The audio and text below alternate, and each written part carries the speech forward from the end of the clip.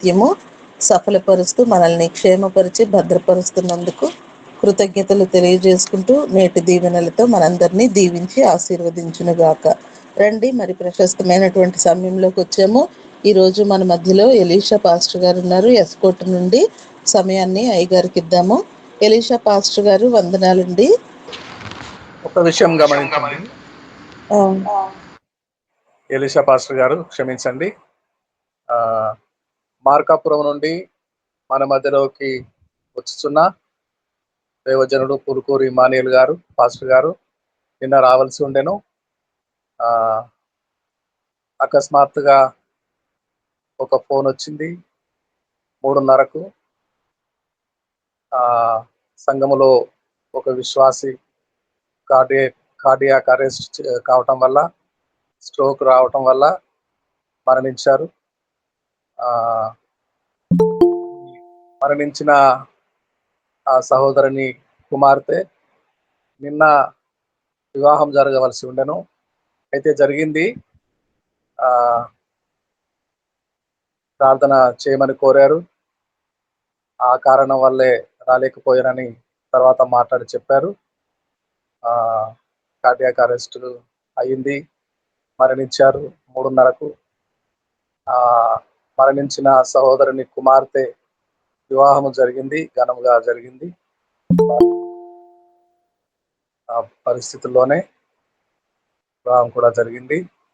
అయితే ఈ విషయం గురించి ప్రార్థన చేయవలసిందిగా దేవజనులు కోరారు.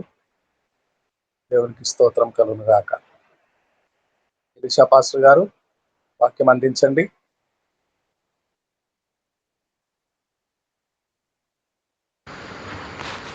దేవునికి స్తోత్రం. హల్లెలూయా. సమయం ఇచ్చినటువంటి దైవజనరాలకు ప్రభునామలు వందనాలు. ధనరాజయ్య గారికి, ఎంఎస్శ్రీ అమ్మ గారికి ప్రభునామలు వందనాలండి. అలాగే చేరిన దాసులు, సహోదరులు, సేవకులు, పెద్దలైన ప్రతి ఒక్కరికి ప్రభునామంలో వందనాలు. ఇంతవరకు పాడుతూ ప్రభుని ఎంతగానో స్తుతించి ఉన్న ప్రతి ఒక్కరిని బట్టి ప్రభువుకు మహిమ కలుగును గాక. ఆమేన్. దేవుని బిడ్డలారా, దేవుని సంగమా, ప్రతిదినము కూడా ఇలా వేకువజామున లేచి ప్రతిదినము దేవుని సన్నిధిలో ప్రార్థన చేయడం ఎంతో గొప్ప భాగ్యం. అది దేవుడు మనందరికీ దేవుడు అనుగ్రహించిన విధానం బట్టి దేవునికి మహిమ కలుగును గాక. హల్లెలూయా. నేను ప్రతిదినము కూడా ఉదయం 3 గంటల నుండి 7 గంటల వరకు ప్రేయర్లో ఉండడానికి దేవుడు సహాయం చేస్తున్నారు. అయితే ఈ ప్రార్థన గుంపులో కూడా నేను కలుస్తుంటాను.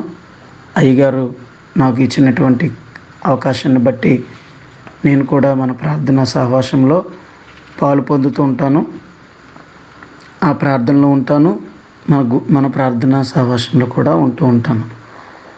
కాబట్టి పిల్లరా, ఈ అంత్యకాలాల్లో ఎక్కువగా మనం దేవుని రాకడ సమీపిస్తున్న కొలది మీరు ప్రార్థన అధికముగా చేయమని చెప్పినటువంటి ప్రభు ఆజ్ఞను చేత పట్టుకొని ఈ ప్రార్థనలో జరుగుతున్న విధానాన్ని బట్టి ప్రభువుకే సమస్త మహిమ ఘనత కలుగునుగాక. హల్లెలూయా. దేవునికి మహిమ. మరొకసారి ఈ కూటము, ఈ ప్రార్థనా సహవాసం ఇలా నడిపిస్తున్న దైవదాసులు ధనరాజయ్య గారికి, అమ్మగారికి దేవుని ఆశీర్వాదాలు, నిండు వందనాలు తెలియజేస్తూ ఉన్నాను. ప్రభునందు ప్రియులారా, ఈ నేటి దినాలలో మనము చూసినట్లయితే సాతాను పలు విధాలుగా సంఘముపై దాడి చేస్తున్నాడు. సాతాను పలు విధాలుగా సంఘంపై దాడి చేస్తున్నాడు. అందులో ముఖ్యమైన విధము ఏంటంటే సంఘములో విభేదాలు కలిగిస్తున్నాడు. సంఘములో విభేదాలు. సంఘంలో వివక్షలు రేపుతున్నాడు.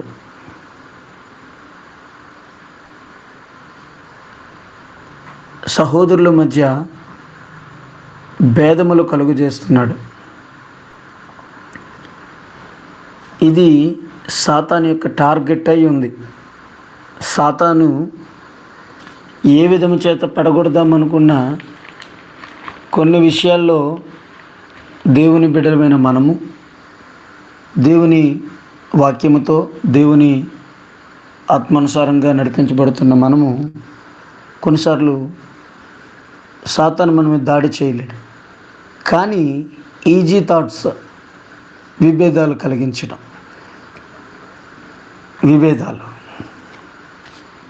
రకరకాల విభేదాలు సంఘంలో కులం అనే విభేదం కలుగు చేస్తున్నాడు. సంఘంలో గొప్పోడు, లేనోడు, చిన్నోడు, దీనుడు, దరిద్రుడు అనే ఆలోచనలు కలుగజేసి విభేదాలు పుట్టిస్తున్నాడు. ఆ వాక్యం చదువుకుందాం. మార్కు శుభవార్త బైబిల్ తెరవండి, అందరూ చదవండి. ఇవన్నీ కూడా మనకి చాలా ముఖ్యమైన వచనాలండి. మనం చాలా గుర్తుపెట్టుకోవాలి. ఈ సాతాను యొక్క విభేదాలు అనేటువంటి ఉచ్చులో మనం చిక్కుకొనకూడదని ప్రభు పేరట ఈ వాక్యాన్ని దేవుడు మనకిచ్చినటువంటి కృపను బట్టి మనం వింటూ ఉన్నాం. చదువుకుందాం. మార్కు సువార్త 3వ అధ్యాయము 25వ వచనం నుంచి చదువుకుందాం. దేవుని బిడ్డలారా, మార్కు సువార్త 3వ అధ్యాయము 25వ వచనం నుండి చదువుదాం. ఒక ఇల్లు చదవండి.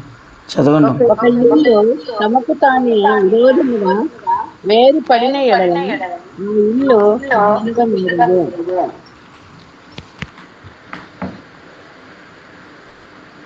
చదవండి. హల్లెలూయా. తమకు తానే విరోధముగా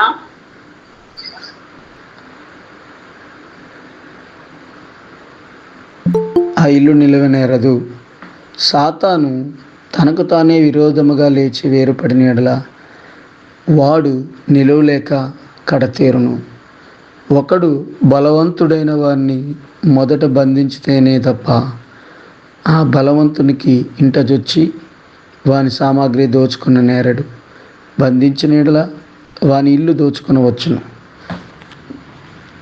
ఇక్కడ మనం చూస్తున్నాం, ఒకని ఇల్లు తనకు తానే విరోధముగా వేరుపడిన ఎడల ఆ ఇల్లు నిలవనేరదు. విరోధములు, విభేదములు ఒక ఇంట్లో సాతాను కలిగిస్తున్నాడు. దేవుని సంఘానికి అపోస్తలుడైన పౌలు గారు దేవుని గృహమును అంటాడు, దేవుని ఇల్లు అంటారు. దేవుని సంఘము ఒక కుటుంబం, ఒక గృహం. లేదా మన కుటుంబాలు, భార్య, భర్త, బిడ్డలు, ఈ కుటుంబాలలో సాతాను చేసే పన్నాగము, కుయుక్తి ఏమిటి అంటే, ఒక వ్యక్తిని పడగొట్టడానికి సాతాను చేసే కుయుక్తి, వాడు చేసే పన్నాగం విభేదాలు కలుగు చేయడం, వేరుపరచడం.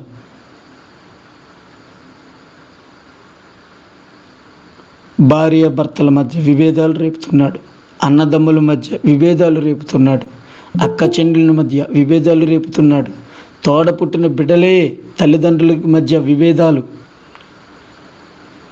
తల్లి తండ్రి బిడ్డల మీద విభేదాలు,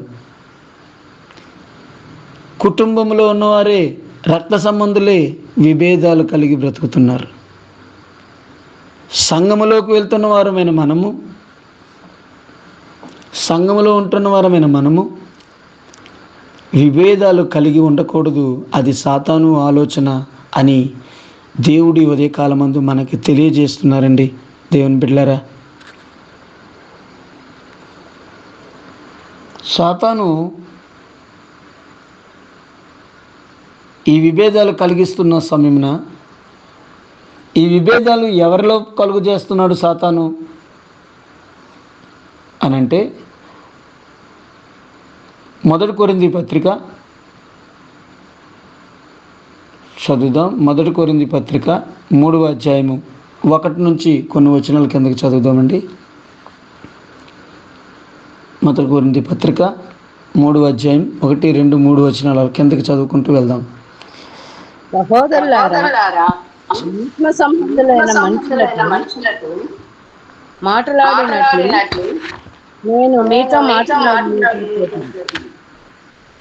శరీర సంబంధులైన మనుషులు క్రీస్తునందు పసిబిడ్డలు మీతో మాట్లాడడానికి అప్పటిలో మీకు చాలకపోయినందున పాలతోనే మిమ్మల్ని పిలుచుకుని కానీ అన్నముతో మిమ్మల్ని పిలుచుకుని మీరు ఇంకనూ ఎండుట వలన ఇప్పుడును మీరు బలహీన. చాలండి అమ్మగారు, థ్యాంక్స్ అండి. అయ్యగారు, మైక్ వాక్యం చదువుతున్నప్పుడు ఆన్ లో ఉంటే రీసౌండ్ వస్తుంది. వాక్యం చదివేటప్పుడు దయచేసి మ్యూట్ లో పెట్టుకుంటారా? ఓకే అయ్యారు, అలాగే, థ్యాంక్ యూ. ఇక్కడ మనకి అపోస్తలుడైన పౌలు గారు మొదటి కొరింథీ పత్రిక 3వ అధ్యాయంలో కొరింథీ సంఘంతో తెలియజేస్తున్నారు, మీరు బలహీనులై ఉన్నారు. బలహీనులైన కారణాలు మీలో అసూయలు ఉన్నాయి, కలహమును, శరీర సంబంధమైన మనుషులు ఉన్నారు. ఒకడు నేను పౌలు వాడును, మరి ఒకడు నేను అపోలో వాడును అంటున్నారు అని సంఘానికి తెలియజేస్తున్నారు. సాతాను చేసే పనిదే. శరీర సంబంధులుగా నడిచే వారి మీద దాడి చేస్తాడు. సంఘములో చేర్చబడిన వారే కానీ ఆత్మ లేని వారుగా ఉండి బలహీనులుగా ఉన్న వారి మీద సాతాను దాడి చేస్తాడు. వారు ఇటువంటి శరీర క్రియలు జరిగించేవారుగా బలహీనులుగా ఉంటారని దేవుని వాక్యం తెలియజేస్తుంది. మీరింకనూ శరీర సంబంధులై ఉండగా, 2వ వచనంలో, మీరింకనూ శరీర సంబంధులై ఉండుట వలన ఇప్పుడు మీరు బలహీనులై ఉన్నారు. శరీర సంబంధులై ఎవరైతే ఉంటారో వారు బలహీనులుగా ఉంటారు. వారు సాతాను చేసేటువంటి ఆలోచనలలో పాలిభాగస్తులై సాతాను యొక్క ఉద్దేశమును నెరవేర్చువారుగా ఉంటారు అని దేవుడు తెలియజేస్తున్నాడు. దేవుని బిడ్డలారా, ఈ బలహీనులే టార్గెట్ సాతానికి. మన బలహీనతలు సాతానికి బలముగా మారిపోతుంది. వాస్తవానికి సాతానుడు బలహీనుడు.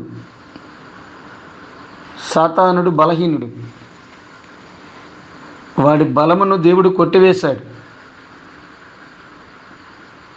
చదువుదామండి. కొలస్సీ పత్రిక 2వ అధ్యాయము చదువుదాం. వాడు బలహీనుడయ్యాడు. వాడి బలమును దేవుడు కొట్టివేశాడు. కానీ వాడిని బలవంతులుగా చేసేవారు ఎవరంటే బలహీనులుగా సంఘములో చేర్చబడి బలహీనులుగా ఉంటున్నటువంటి బిడ్డలే. సాతానికి ఏ శక్తి లేదు, సాతానికి ఏ బలము లేదు. మనం పిలిస్తేనే, మన అవకాశం ఇస్తేనే వాడి బలము కనిపిస్తుంది. విభేదాలు, అసూయలు, కక్షలు, ఇది శరీర సంబంధమైన కార్యాలు. చదువుదాం. కొలస్సీ పత్రిక 2వ అధ్యాయము 15వ వచనం చదువుదాం, 13 నుంచి. మరియు అపరాధముల వలన శరీరమందు సున్నతి పొందక ఎండుట వలనను మీరు మృతులై ఉండగా దేవుడు వ్రాతరూపకమైన ఆజ్ఞల వలన మన మీదగాను మనకు విరోధముగాను ఉండిన పత్రమును మేకులతో సిలువకు కొట్టి దాని మీది చేవ్రాతను తుడిచివేసి మనకు అడ్డము లేకుండా దానిని ఎత్తివేసి మన అపరాధములన్నింటినీ క్షమించి ఆయనతో కూడా మిమ్మును జీవింపచేసెను.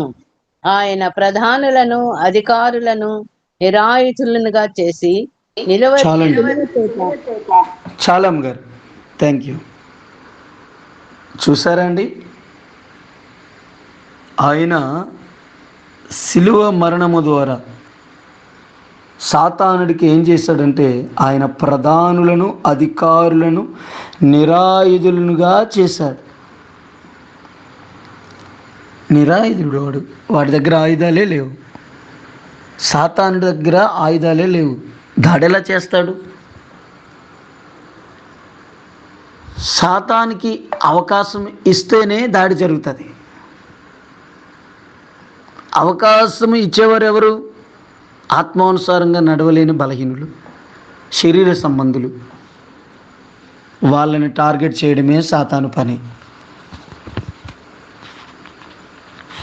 సంఘము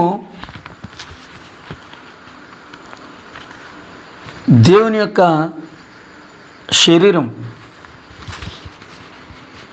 దేవుని యొక్క శరీరం. సంఘానికి క్రీస్తు శిరస్సై ఉన్నాడు. సంఘం మీద దాడి చేయలేడు వాడు. కానీ ఈ శరీర సంబంధులుగా నడుస్తున్నటువంటి వారు కొందరు, నామకార్థముగా ఉన్నటువంటి వారైనటువంటి కొందరి మీద దాడి చేస్తున్నాడు. నేను పౌలు వాడను, అపోలో వాడను అని చెప్పుకుంటారు. మనుషులను భేదములు, హృదయంలో భేదములు పెట్టుకుంటారు.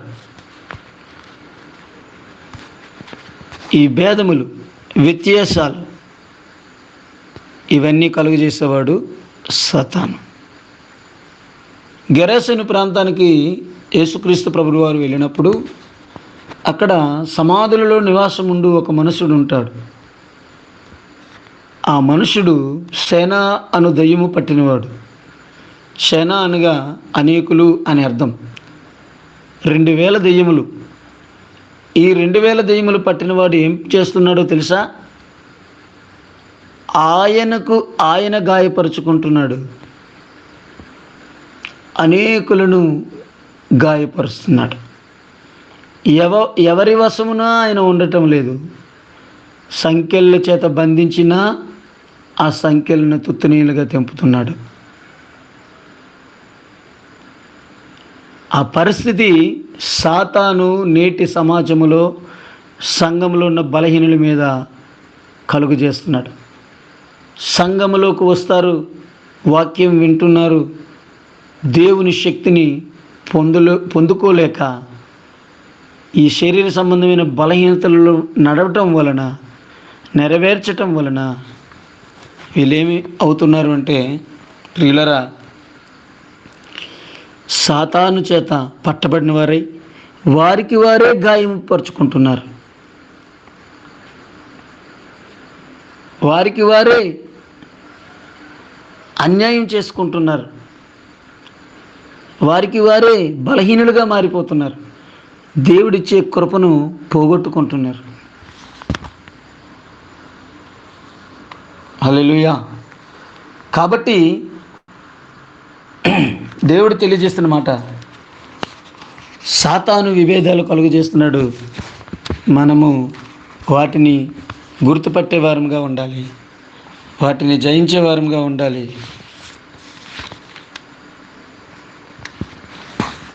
సంఘము ఎవరు అంటే సాతాను కాడి కింద ఉన్నవారం కాదు మనం. సాతాను కింద పనిచేసిన వారం కాదు మనం. కొలస్సీ పత్రిక 3వ అధ్యాయము 1 నుంచి కిందకి మనం చదువుకుంటూ వెళ్దాం. దయతో చదవండి. కొలస్సీ పత్రిక. క్రీస్తుతో కూడా లేపబడిన వారైతే పైనున్న వాటినే వెదకుడి. అక్కడ క్రీస్తు దేవుని కుడిపార్శ్వమున కూర్చొని ఉన్నాడు. పైనున్న వాటి మీదనే కాని భూ సంబంధమైన వాటి మీద మనసు పెట్టుకొనకుడి. ఏలయనగా మీరు మృతి పొందితిరి, మీ జీవము క్రీస్తుతో కూడా దేవుని యందు దాచబడి ఉన్నది. మనకు జీవమై ఉన్న క్రీస్తు ప్రత్యక్షమైనప్పుడు మీరును ఆయనతో కూడా మహిమయందు ప్రత్యక్షపరచబడుదురు. ఆమేన్.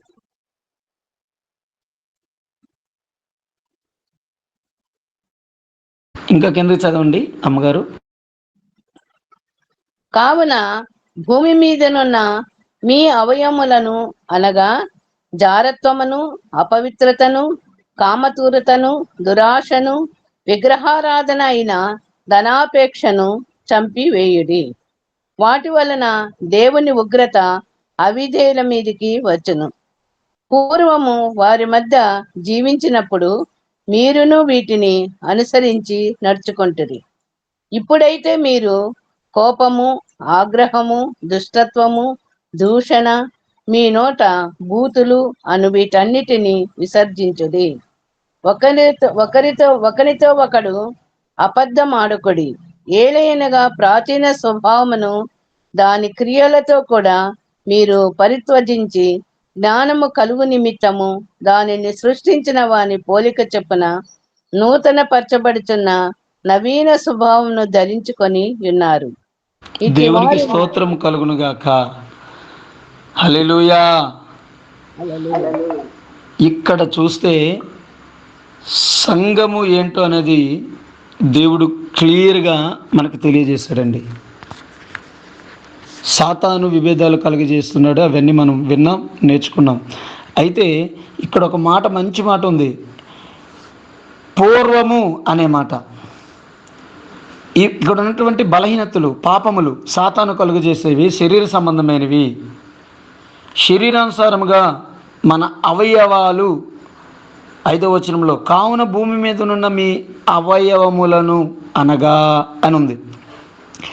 మన అవయవాలు, మన శరీరము జారత్వమును, అపవిత్రతను, కామాతురతను, దురాశను, విగ్రహారాధన అయిన ధనాపేక్షను చంపివేయుడి అనుంది. మన శరీర అవయవాలలో దాగినటువంటి బలహీనతలన్నిటినీ కూడా దేవుడు తన సిలువలో భరించి మనలను పరిశుద్ధపరిచాడు, మన బలహీనతలన్నిటినీ తీసివేశాడు. మీరు క్రీస్తుతో కూడా లేపబడిన వారయ్యారు. మనము క్రీస్తుతో కూడా లేపబడిన వారమై ఉన్నాము. మనం భూసంబంధులము కాదు. మనం ఎవరమండి? నవీన స్వభావము ధరించుకున్నవారు. 10వ వచనంలో నవీన స్వభావము ధరించుకున్నాం, మనం నూతన పరచబడ్డాం. మనం దేవునికి స్తోత్రం కలుగునుగాక. హల్లెలూయా. సంఘమునకు దేవుడిచ్చినటువంటి గొప్ప ఆధిక్యత, నూతన పరచబడిన వారముగా మనం ఉన్నాం. మనము క్రీస్తులో ఉన్నవారం, క్రీస్తులో జీవించుచున్నవారం, క్రీస్తులో నడిచిన వారం, క్రీస్తుతోనే మన ప్రయాణం. ఎంతవరకు అంటే ఈ శరీరంలో ఊపిరి ఉన్నంత వరకు, దేవుని రాకడ వచ్చినంత వరకు. హల్లెలూయా. ఇది చాలా ఉన్నతమైనది, చాలా ఆశీర్వాదకరమైనది. ఇంత గొప్ప ధన్యతను మనము పోగొట్టుకోకుండా మనము దేవునిలో నిలబడాలని ప్రభు పేరట సహోదరుడిగా, దేవుని సేవకుడిగా నేను మీకు సవినయముగా కోరుకుంటున్నాను.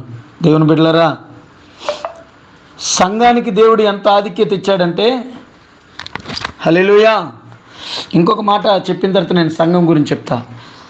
అదే 1 కొరింథీ పత్రిక 3వ అధ్యాయం 16వ వచనం అంటాడు, మీరు దేవుని ఆలయమే ఉన్నారని, దేవుని ఆత్మ మీలో నివసించుచున్నాడని మీరు ఎరుగరా.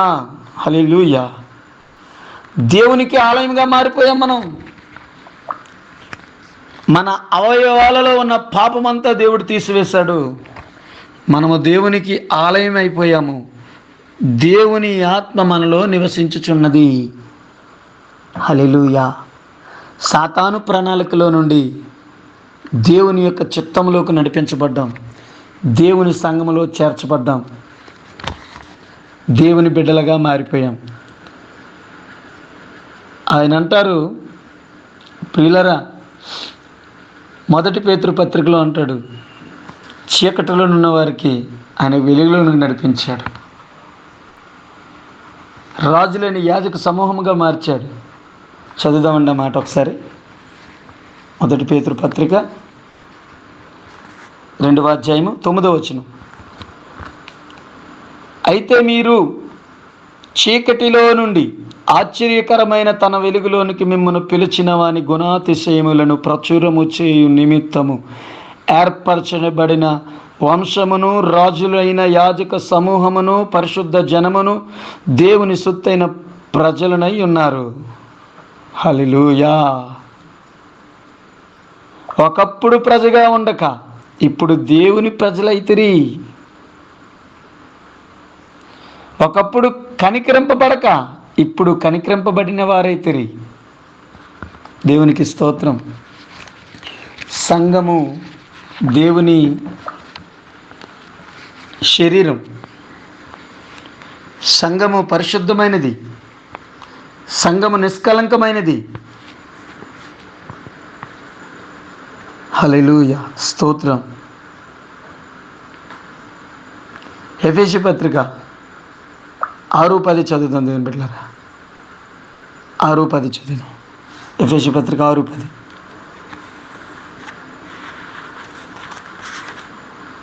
తుదకు ప్రభువు యొక్క మహాశక్తిని బట్టి ఆయన యందు బలవంతులై యుండుడి. ఆమేన్.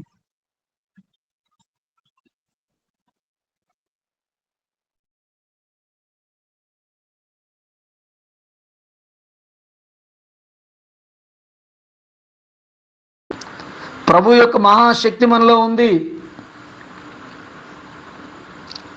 మనం బలవంతులం. సంఘం బలహీనుడు కాదు, బలహీనమైన కార్యాలు చేయకూడదు అని దేవుడు తన వాక్యానుసారంగా తెలియజేస్తున్నారండి.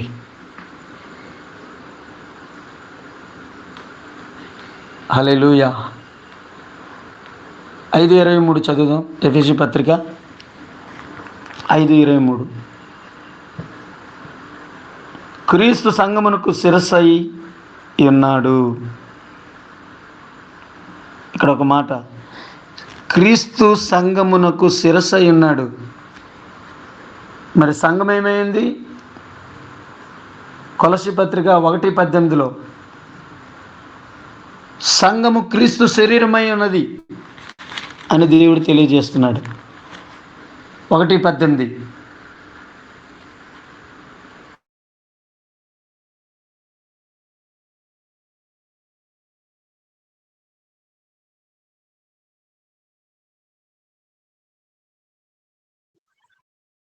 ఆయనకు అన్నిటిలో ప్రాముఖ్యము కలుగు నిమిత్తము ఆయన ఆది అయ్యుండి మృతులలో నుండి లేచుటలో ఆది సంభూతుడాయను.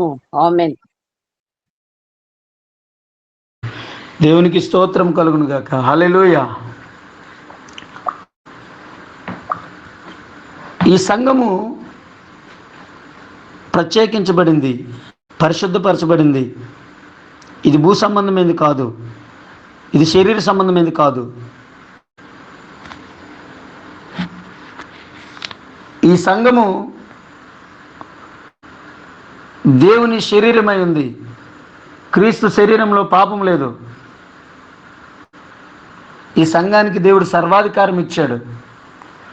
లూకా సువార్త 10:19 ఈ సంఘానికి దేవుడు సర్వముపై అధికారం ఇచ్చాడు. సర్వాధికారం. దేవుడు సర్వాధికారి అన్నాడు. ఈ సంఘానికి కూడా అదే అధికారం ఇచ్చాడు దేవుడు.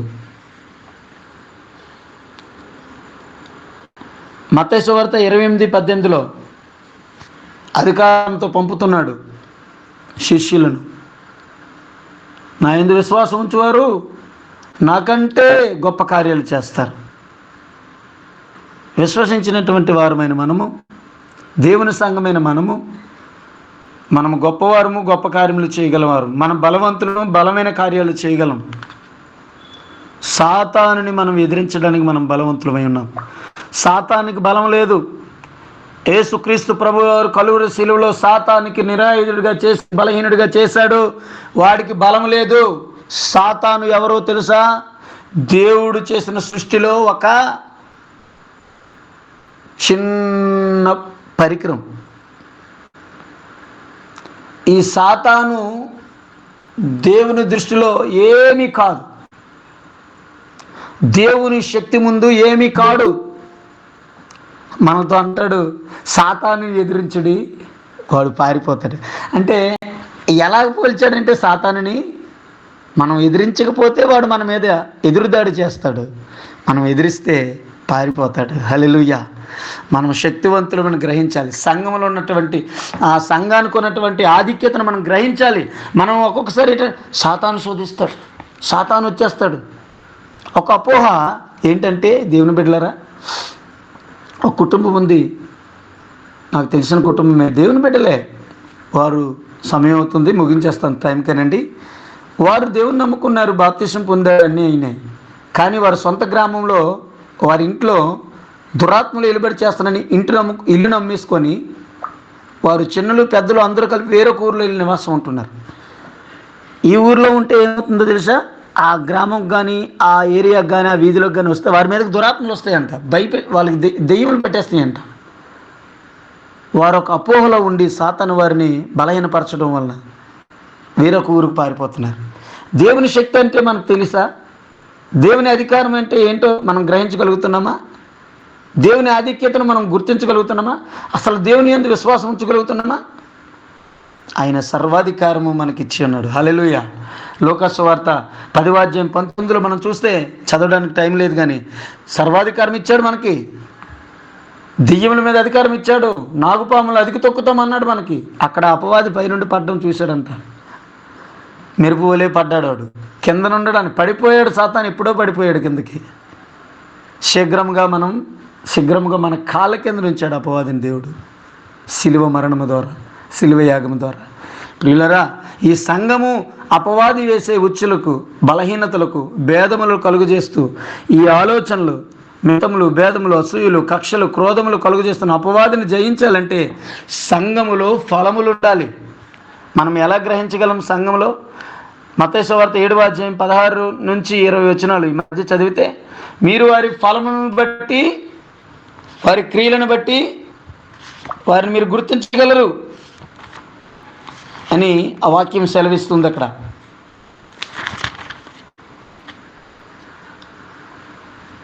కాబట్టి దేవుని బిడ్డలారా, మనం ఫలములు ఫలించే వరం ఉండాలి. ఆత్మఫలములు మీకు అందరికీ తెలుసు, టైం అయిపోయింది కాబట్టి నేను చెప్తున్నాను ఫాస్ట్గా.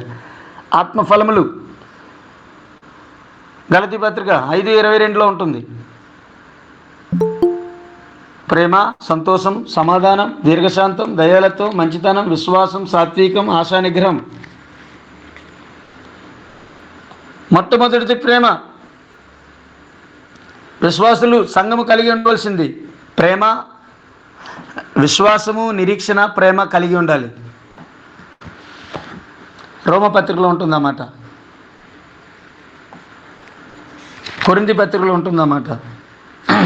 13వ అధ్యాయం 13వ వచనంలో, విశ్వాసము, నిరీక్షణ, ప్రేమ, ఈ మూడు నిలుచును, వీటిలో శ్రేష్టమైనది ప్రేమయే.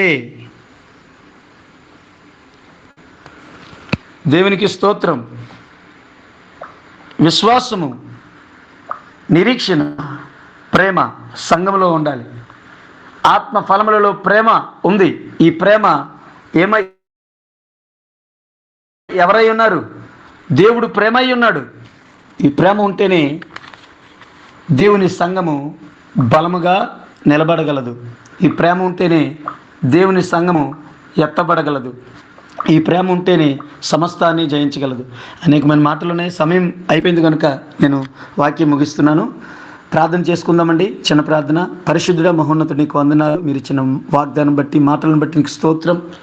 ఇదిగో మాలో విభేదములు లేకుండా, అయ్యా శరీర సంబంధులుగా కాకుండా, పాతవారంగా మేము బ్రతక, పూర్వ వ్యక్తులుగా మేము జీవించక, నూతన పరచబడిన నవీన స్వభావము క్రీస్తునందు ఉన్నవారమైన మేము నూతన సృష్టిగా చేయబడి ఉన్నామా, సంఘముగా ఉన్నవారమైన మేము ప్రభువా నీలో ఉండడానికి, నీలో నడవడానికి, నీ ఆత్మానుసారంగా జీవించడానికి మమ్మల్ని నాయన ప్రభువా ఆత్మపూర్లుగా చేయండి. రోమపత్రిక 8వ అధ్యాయంలో మీరు చెప్తున్నారు, ఆత్మానుసారంగా నడుచుకోండి. ఇగో ప్రభా అయ్యా గలతీ పత్రిక 5వ అధ్యాయం 23లో మీరు చెప్తున్నారు, ఆత్మానుసారంగా నడుచుకోనండి, మీరు శరీరేచ్ఛను నడవరు. అయ్యా ఇదిగో నా ప్రభా రోమపత్రిక 8వ అధ్యాయంలో ఇదిగో శరీరానుసారమైన అయ్యా మనస్సు మరణం, ఆత్మానుసారమైనటువంటి మనస్సు నిత్యజీవమైనదని అయ్యా మేము బలహీనులుగా ఉండక మమ్మల్ని బలపరచమని యేసుక్రీస్తు శక్తి కలిగిన నామములో అయ్యా ఈ చిన్న ప్రార్థన అడిగి వేడుకొంచున్నాను తండ్రి. ఆమేన్. ఆమేన్. ఆమేన్ ఆమేన్. జారిపోదువేమో, అదరి బెదరి పోదువేమో, కాలు జారిపోదువేమో, అదరి బెదరి పోదువేమో, నీ విరోధి సాతాను నీతో యుద్ధం చేసాగెను, నీ విరోధి సాతాను నీతో యుద్ధం చేసాగెను. ఓ విశ్వాసి నీవు మెలకువగా ఉండుమా ఉండుమా. మెలకువగా ఉండాలి, అదిరి బెదిరి పోవద్దు, కాలు జారిపోవద్దు. మెలకువగా ఉండి ప్రార్థన పట్టుదలతో చేస్తూ ఉండాలి. సంగమునకు ఇదే ఇవ్వబడింది. ఈ లోకంలో, ఈ భూమి మీద సంఘం ఉన్నంత వరకు మెలకువగా ఉండి ప్రార్థనలో పట్టుదల కలిగి ఉండాలి. కాలు జారిపోతాము, బెదిరిపోతాము, అదిరిపోతాము. ఎందుకంటే యుద్ధము చేయవాడు అపవాది. అపవాదితో యుద్ధము. అపవాదితో యుద్ధము గెలవాలంటే యేసు రక్తపు కంచెలో ఉండాలి. యేసు రక్తపు కంచెలో ఉండాలి. ఆ పరిశుద్ధమైన రక్తము ఎక్కడ ఉంటుందో సంహార దూత దాటిపోతాడు. సంహార దూత దాటిపోతాడు. కావున మెలకువగా ఉండాలి, ప్రార్థన చేస్తూ ఉండాలి. ప్రభువును కలుసుకునేంత వరకు, మెరుగుల మీద ఆకాశంలో, మధ్య ఆకాశంలో పాల్గొనే వరకు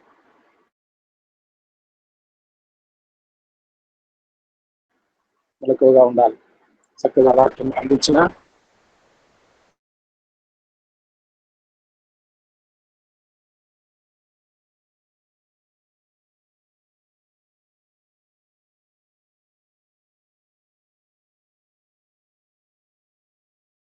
ఇప్పుడు